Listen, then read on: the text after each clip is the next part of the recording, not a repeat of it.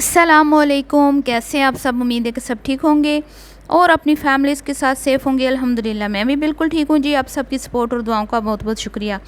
तो ये हैं जी अलीज़े साहर, माजी की हसीन तरीन खूबसूरत तरीन, एक इसको आप ये भी कह सकते हैं कि एक टाइम की बारबी डॉल। जिस तरह बारबी डॉल होती है ना, ये देखें कितनी खूबसूरत थी। ये एक टाइम था, अभी 6 महीने या 1 साल पहले ये बड़ी ही खूबसूरत थी इस लड़की की तरह। ये जो लड़की अब आपको मैं स्क्रीन पे दिखा रही हूँ, और ये इसकी भूखी नंगी माँ। तो इन दोनों का आपस में जी है बहुत ही गहरा ताल्लुक़, जो आपको पता नहीं चला। आज मैं आपको बताऊंगी कि इनका आपस में क्या ताल्लुक़ है। और ये जो खूबसूरत हसीना है, जब इनकी वीडियो लीक हुई थी और उसके बाद इनके पास दूसरा कोई ऑप्शन नहीं था इस इंसान के सिवा। ठीक है, ये इंसान जो इससे मोहब्बत का दावा करता है, इसकी भी मैं आगे कहानी सुनाती हूँ। इसने फिर इससे निकाह किया और अपनी जो वो कहते हैं ना लीक वीडियो, उसके बाद जो उसके साथ अवाम ने किया, जितना इसको नफ़रत मिली, जितना इसको हेट मिला, उसके बाद इसने फिर अपना एक तो कमेंट्स बॉक्स जो है उसको ऑफ़ कर दिया हमेशा के लिए, और इस इंसान के साथ शादी कर ली ताकि जो बच्ची कुची इज़्ज़त है वो बचा ले। तो ये इंसान जो है, आपको पता है कि पहले से ही 3 या 2 शादियां जो हैं इसने कर रखी हैं। और ये लोहार है पेशे, और शेर इसका, मोहम्मद शेर इस तरह कुछ इसका नाम है। और ये 3 अदद बीवियों का अब जो है शोहर बन चुका है, जिसमें 2 इसके पास हैं और एक को शायद इसने छोड़ दिया है। ठीक है, और अलीज़े साहर से इसकी मोहब्बत की शादी थी। एक टाइम था, अगर मैं आपको पीछे ले जाती हूँ, एक टाइम था कि सेम इसी तरह अलीज़े साहर की माँ ने, जैसे फ़ातिमा की माँ ने अपनी बेटी को सोशल मीडिया की जीनत बनाया, बिल्कुल इसी एज में अलीज़े साहर की माँ, जो जिसका अब ख़ुद भी चैनल है, वो खुद भी वीडियो में अब आती हैं, ख़ुद भी वो बिल्कुल फ़ातिमा की माँ जैसे तेज़ और होशियार औरत है।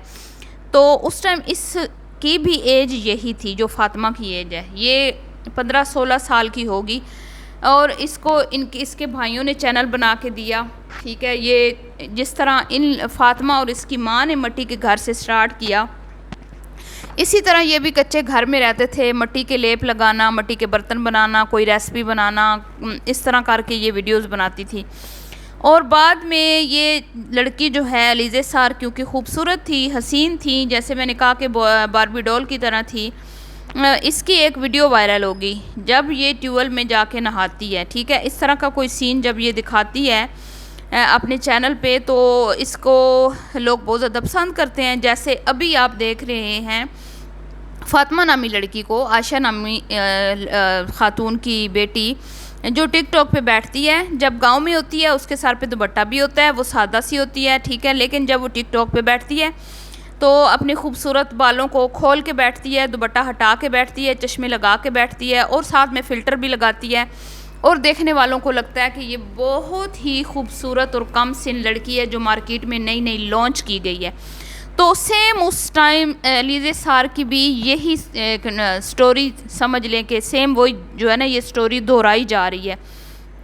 तो अलीज़े साहर इसी तरह की, और लेकिन उस टाइम क्योंकि टिकटॉक नहीं था, तो इसके भाई जो इसकी वीडियो शूट करता है ओन सईद, वो हमेशा इसकी वीडियो जब शूट करता था तो उसका फोकस पूरे का पूरा अलीज़े साहर की फ़िज़ीक पे होता था। अब अलीज़े साहर क्योंकि छोटी थी, उसको पता नहीं था कि मतलब कि मेरे साथ क्या हो रहा है, क्योंकि वो वैसे भी फ़ातिमा की निस्बत कुछ ज़्यादा ही इनोसेंट थी। फ़ातिमा तो फिर भी तेज़ तरह लड़की है, स्कूलों में पढ़ने वाली लड़की है, ठीक है, ज़माने के साथ चलने वाली लड़की है, और गांव से कोई ताल्लुक़ भी नहीं है इसका। इसकी माँ ने बस वो ढोंग रचाया गांव वाला। ये तो सिटी के रहने वाले लोग हैं, तो ये थोड़े से तेज़ तराज़ हैं। तो उस टाइम अलीज़े साहर को इस चीज़ का अंदाज़ा नहीं था, पर उसकी वीडियोस चली, वीडियो जो हैं वो ओवरसीज़ पाकिस्तानियों ने देखी, फिर बाहर के लोगों ने राब्ते किए, फिर कुछ गिफ्टों का सिलसिला शुरू हुआ। अब जैसे फ़ातिमा को गिफ्ट पड़ते हैं ऑनलाइन, ठीक है, टिकटॉक के ज़रिए, तो इसको गिफ्ट जो है ना बाहर से पैक करवा के भेजे जाते थे, और बड़े एक्सपेंसिव गिफ्ट्स होते थे, जैसे कि आईफोन वगैरह और इस तरह की कीमती। और फिर ज़ाहिर बात है जो गिफ्ट भेजते हैं उन्होंने फिर नंबर भी मांगे। गिफ्ट कोई एवं तो नहीं ना भेजता, तो ये तो एक हराम काम है। जैसे एक हराम काम ज़रूरी नहीं होता कि आप दूसरा रिश्ता ताल्लुक़ बनाएं तो वही हराम काम है, ये भी हराम काम है और ये भी उसी ज़ुमरे में आता है, इसका भी उतना ही गुनाह है। ठीक है, किसी नामहरम शख्स से गिफ्ट लेना, इसके अंदर नीयत आपको पता है कोई और नहीं होती, वही नीयत होती है। ठीक है, अब मैं यहाँ पे कह नहीं सकती, आप समझ जाएं। तो फिर गिफ्ट आते थे, फिर नंबर दिए गए, फिर नंबर आपको पता है जब दे दिए जाते हैं फिर रातों को बातें होती हैं, गुफ्तगू होती है और फिर मामलात कहाँ तक बढ़ जाते हैं, जो फिर उस लेवल तक हालात चले जाते हैं कि फिर लड़की को बरहना करने होने पर मजबूर किया जाता है। तो यही हुआ था अलीज़े सार के साथ और आज मुझे फ़ातिमा को देख के वही याद आती है, सेम वही शक्ल सूरत, सेम वही हालात। ठीक है, बिल्कुल माँ भी वैसी, माँ को भी अपनी बेटी की इज़्ज़त बिल्कुल प्यारी नहीं थी, ना उसको ना इसको, दोनों को सेम। दोनों ये हमेशा जब इंटरव्यू देती हैं तो अल्लाह का शुक्र अदा करती हैं या गुफ्तगू करती हैं, तो फ़ातिमा की माँ हो या अलीज़े सार की माँ, ठीक है, दोनों ने हमेशा में सेम गुफ्तगू की कि भाई अल्लाह ने बड़े हमारी बेटी को नवाजा है, अल्लाह ने हमारी बेटी को इतना दिया है, हमारी बेटी ने हमारे जो है हालात बदल दिए हैं, हमें इतना ज़मीन से उठा के आसमान तक लेके गई है, हमें गंदे कच्चे घरों से लेके पक्के कोठी में वो लेके आई है, जैसे अलीज़े सार ने अपनी कोठी बनाई। तो यूँ करते करते अलीज़े सार की वीडियो लीक हो गई। ठीक है, जब वो टिकटॉक पे आई, क्योंकि टिकटॉक पे आई वो फ़ातिमा की तरह, वहाँ पर भी उसको बड़ी पजीराई हासिल हुई और ख़ामोश तबीयत होने की वजह से लोग उसकी रिस्पेक्ट भी कहीं ना कहीं करते थे। फ़ातिमा तो फिर तेज़ ज़बान की है, लेकिन ये क्योंकि कम बोलती थी, शक्ल सूरत की खूबसूरत थी, थोड़ी सी इनोसेंट लगती थी, तो इसको और फ़ातिमा से भी ज़्यादा पजीराई हासिल हुई। बड़ा इसने पैसा कमाया, गाड़ियाँ भी लीं, घर भी बनाया, ठीक है, लेकिन एंड पे क्या हुआ?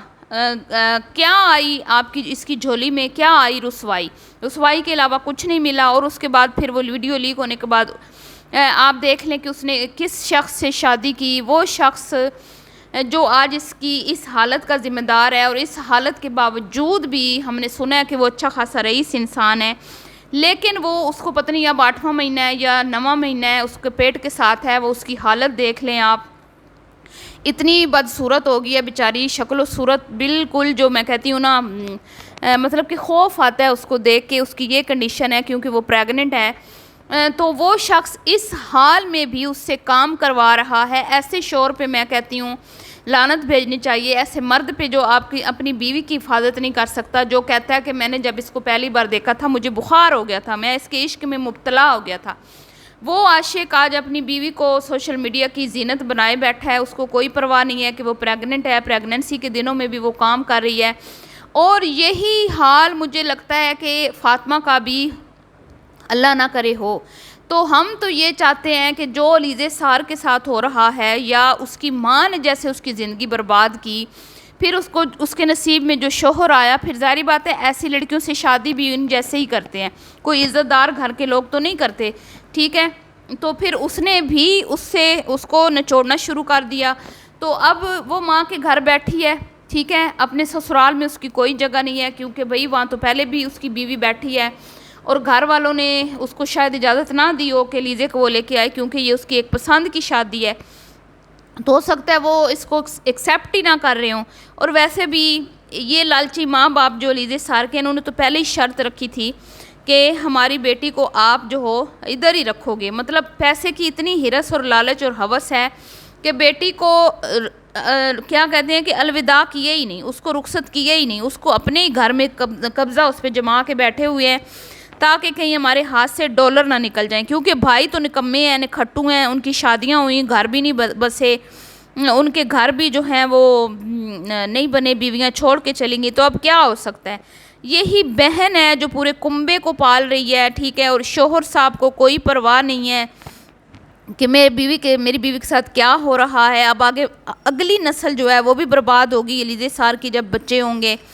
तो तरस आता है मुझे, और मैं फ़ातिमा के लिए भी ये देख रही हूँ, क्योंकि इस तरह की पहले बेमिसाल इस तरह की कई मिसालें हैं हमारे सामने, ठीक है, लेकिन शायद आशा की आंखों पे डॉलर की पट्टी बन चुकी है और उसको बड़े बड़े महल गाड़ियाँ तो नज़र आ रही हैं, लेकिन अपनी बेटी का तबाह बर्बाद होता हुआ फ्यूचर नज़र नहीं आता, ठीक है।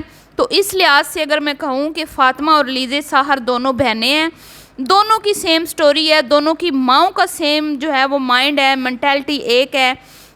दोनों माएँ जो हैं वो उनमें गैरत नाम की कोई चीज़ नहीं है। और दोनों जो बाप हैं, बाप भी ऐसे ही हैं दोनों। भाई भी अलीज़े साहर का जैसे बेगैरत भाई है, सेम वैसे उसका भाई अहमद है, ठीक है। वो उसके अंदर भी कोई शर्मो हया नहीं है। वो अभी छोटा सा है और उसकी लैंग्वेज अगर आप सुने तो आप हैरान रह जाएंगे कि किस कदर वो बदतमीज़ और घटिया तरीके से बोलता है। तो यहाँ पे सेम स्टोरी है, जो अलीज़े साहर के भाई थे, यहाँ पे इसका भाई अहमद सेम है। दूसरा तो अभी छोटा है ना, उसका तो मैं अब क्या कहूँ। तो सेम चीज़ें हैं। और अल्लाह ना करे कि ये हालात जो हैं वो